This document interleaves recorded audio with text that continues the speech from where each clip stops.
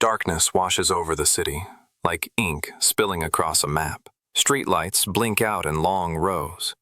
Traffic lights freeze mid-cycle. Digital billboards flicker once, then collapse into pure black. But the silence that follows isn't empty. It's waiting. A man steps out of a corner store holding a bag of groceries he never actually bought.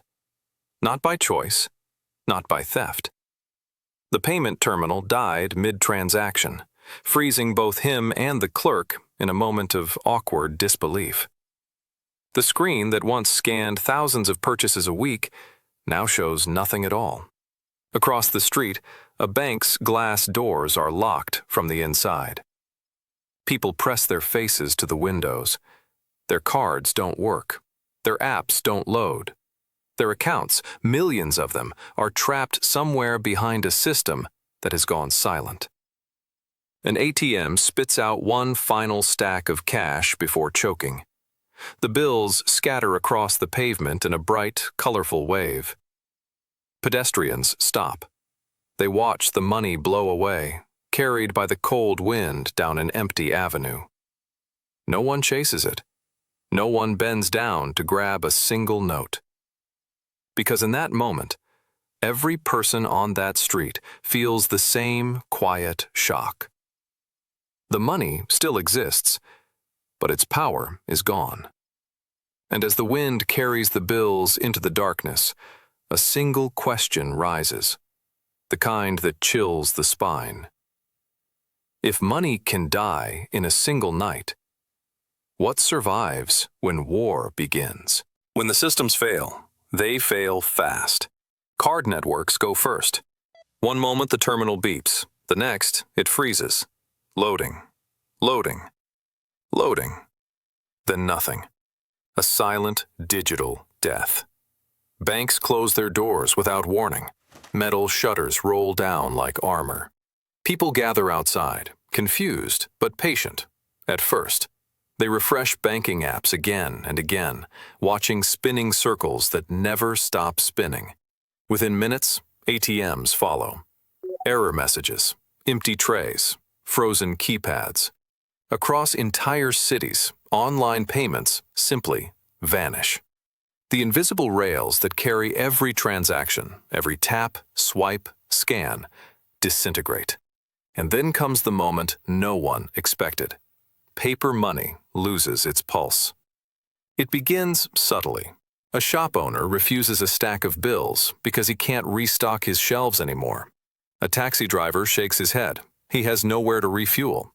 A farmer pushes away a wad of cash because it can't feed his animals. People stand in the streets, clutching wallets and cards, trapped in disbelief. How is this possible? They ask. How can money stop working? But systems collapse faster than beliefs, and denial can't keep the lights on. When the systems fail, the city shifts in a way that is almost unnatural. Not immediately violent, but uneasy, like a living creature holding its breath. At first, people try to remain civil. Lines form outside grocery stores. Shoppers clutch cards, phones, and bills, waiting for the power to return. It doesn't. By the second day, patience fractures. A single store window breaking becomes the spark. Then another, and another. Soon, entire blocks ignite with movement. Rushing footsteps, shouted warnings, metal shutters rattling as crowds push them upward or tear them down. But this isn't cartoon chaos. This is survival dressed in desperation. Looting spreads street by street, not out of greed, but need. Families sprint through aisles grabbing baby formula, water, medical kits. Strangers clear out hardware stores, lifting crowbars, generators, toolkits. People who never broke a rule in their lives now move with sharp, focused intent. In the distance, a fire burns. Not a building, just piles of trash lit for warmth.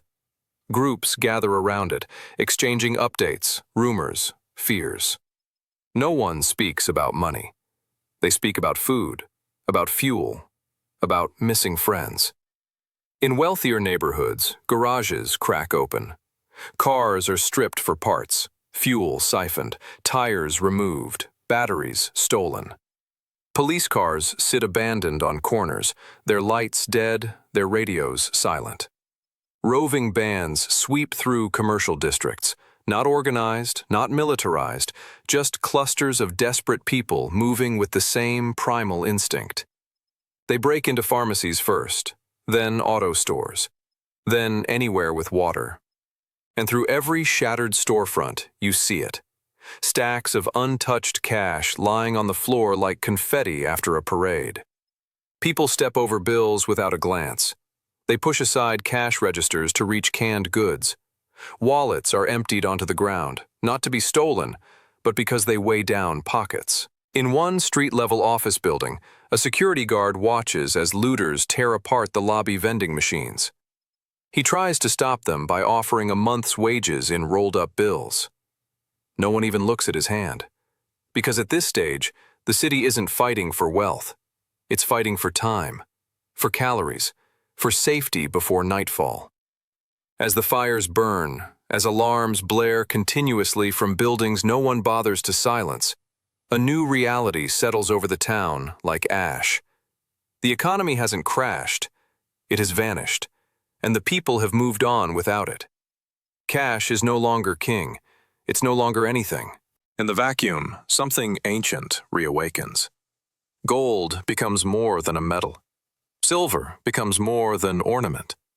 For thousands of years, their worth survived storms, empires, and collapses. They do so again.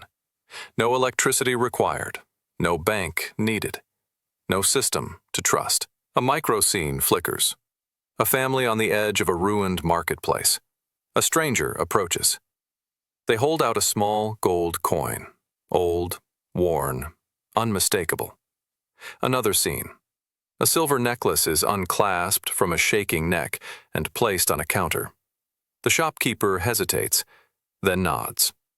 Tools, hammer, rope, knife, become more valuable than entire envelopes of cash. Utility becomes currency. Survival becomes the price. Barter spreads through the broken streets like a second language everyone suddenly remembers.